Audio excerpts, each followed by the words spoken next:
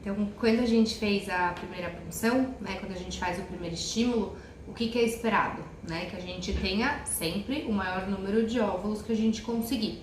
Então, vamos supor que a gente teve, sei lá, 10 folículos. Quando a gente aspira, a gente sabe que nem sempre a gente vai ter o mesmo número de óvulos, muito menos o mesmo número de óvulos maduros, né? Então, a gente sempre tem um funil de tratamento. Como que funciona a partir daí? Quantos óvulos a gente precisa congelar, pensando aí numa preservação da fertilidade?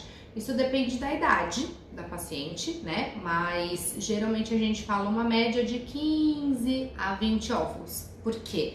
Porque nem todo óvulo, quando a gente descongela, sobrevive ao descongelamento. Nem todo óvulo, ele, quando é fertilizado, ele gera um embrião, ele vira um embrião, e nem todo embrião chega no terceiro, muito menos no quinto, sexto dia de vida, que é a fase de blastocisto, que é a fase que ele efetivamente implanta dentro do útero.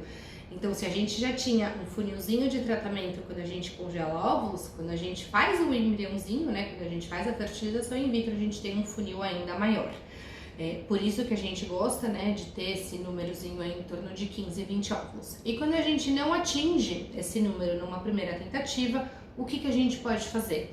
Né? Existem várias formas. A gente pode esperar o próximo ciclo da paciente, né, e aí fazer tudo de novo. Então, espera a paciente menstruar, espera pra gente dar uma olhadinha em como vão estar os ovários já estão em repouso de novo, e a gente começa tudo da mesma maneira. Ou a gente pode fazer o que a gente chama de um duo stim, que é um duplo estímulo no mesmo ciclo. Então, a gente pega novos folículos que estão vindo nessa onda de recrutamento, só que numa fase que a gente chama de fase lútea, né? Então, a gente acaba estimulando novamente a paciente. O protocolo que a gente faz aqui é logo depois da punção a gente usa o Dufaston, né? Para poder manter, para a paciente não sangrar durante o estímulo. E aí a gente começa 5 dias depois a mesma estimulação. Então, a gente começa com as gonadotrofinas novamente e aí a gente vai avaliando como que responde ao longo do ciclo. Quando a gente faz um duo-stim, o ciclo do duo-stim ele pode ser um pouquinho mais curto ou um pouquinho mais longo, a depender da resposta da paciente. Mas geralmente a gente vai super bem e a gente consegue, num mesmo ciclo de tratamento, um número um pouquinho maior do que a gente conseguiu ali só, do que se fosse fazer só em um ciclo na primeira fase. Tem alguma vantagem, desvantagem em fazer um ou outro? Não tem, na verdade, para pacientes que gostariam de ter, por exemplo, que tem pressa ou que estão fazendo, por exemplo, uma preservação por algum problema oncológico, a gente pode fazer o duo-stim, ou porque está indo viajar e a gente precisa ter o maior número de maduros o mais rápido possível, porque não vai estar aqui depois.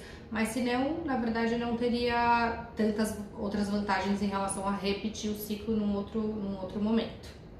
Legal. E tem alguma perda, digamos, de alguma propriedade, alguma qualidade do óvulo depois que é descongelado?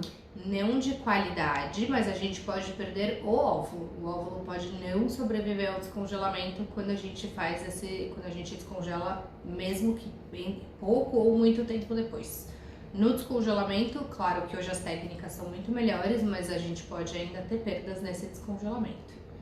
Uma outra dúvida que surgiu é sobre mutação genética, se há uma probabilidade aí, né, uma estatística científica de que há uma probabilidade maior de você ter com o óvulo natural mais lá na frente, né, em idade mais avançada, do que em relação ao congelado mais jovem. Sim, porque a mutação depende da idade do óvulo. Então, quanto mais velhos os nossos óvulos, maior o risco da gente ter alguma alteração dessa parte cromossômica.